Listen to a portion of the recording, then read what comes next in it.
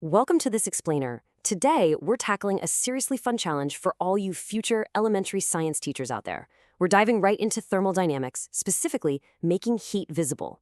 So your mission, if you choose to accept it, is teaching these invisible scientific forces to young, highly visual students.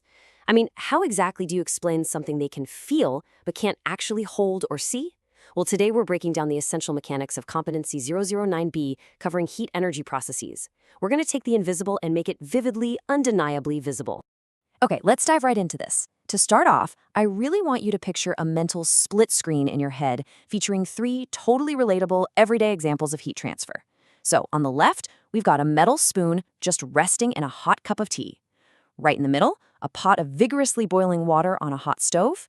And over on the right, someone warming their chilly hands by a crackling campfire. Now, your future students, they encounter these exact scenarios all the time. But our goal today is to look past the ordinary and really unpack the extraordinary science happening right beneath the surface of each of these everyday moments. Here's our quick roadmap for today's explainer. 1. Translating the invisible. 2. The 3 heat transfers. 3. Triggering phase changes. And finally, 4. Demonstration spotlight. All right, let's jump right into section 1, translating the invisible and the golden rule of heat. So before we look at the how, we've really got to establish the what with this foundational definition.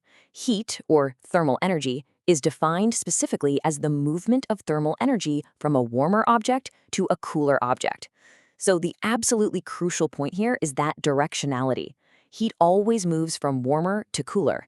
Seriously, it never ever flows the other way on its own. Cold doesn't somehow move into something. Actually, scratch that way of thinking entirely. Instead, heat leaves it. Grounding your students in this unbreakable, universal rule of science is going to make everything else we cover today just click perfectly into place. Moving right along to section 2, the 3 heat transfers. We're going from the macro to the micro. First up, we have conduction. This is heat transfer through direct physical contact.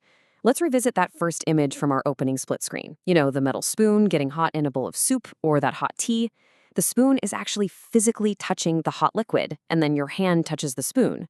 The transfer happens purely because of that direct physical connection. But what's actually going on inside that solid chunk of metal?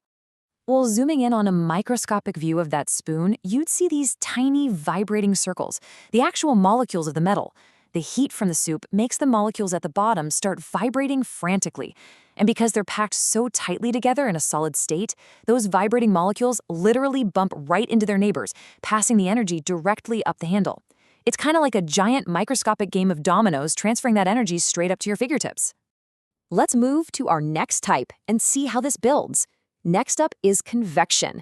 This is heat transfer through the movement of fluids. And hey, just a quick reminder for your classroom. In science, the word fluids means both liquids and gases. Our go-to example here is that pot of boiling water from earlier.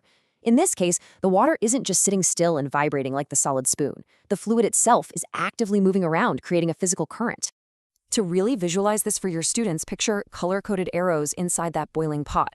We're talking red arrows pointing up and blue arrows pointing down.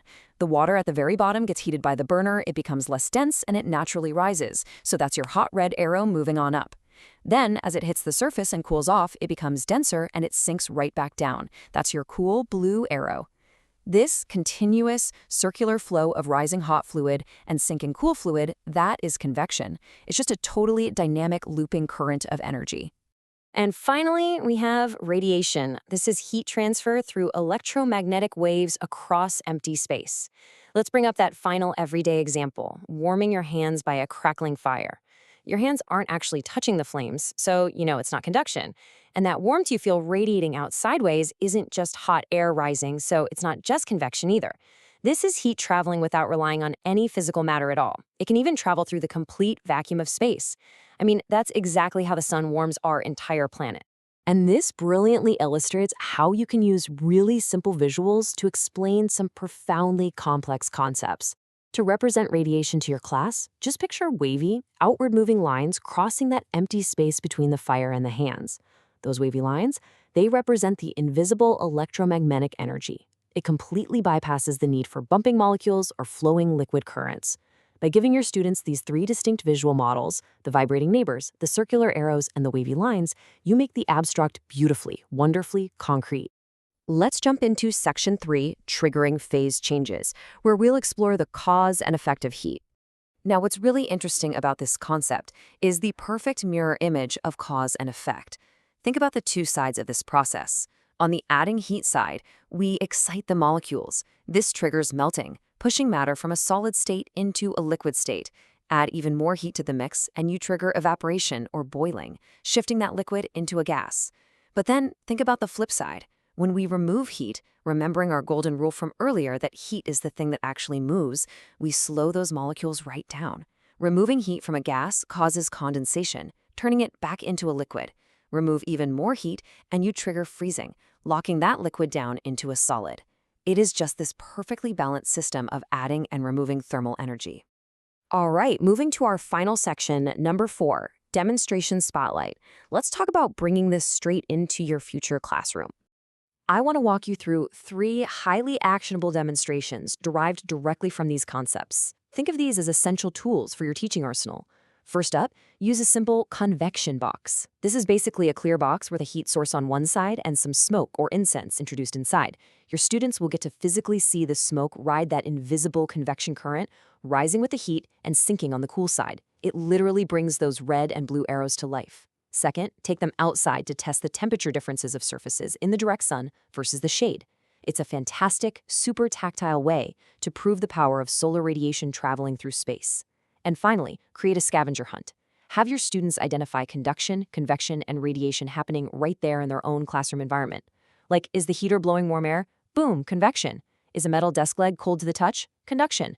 It turns your classroom into a living laboratory. Just, maybe don't let them test conduction on a hot plate.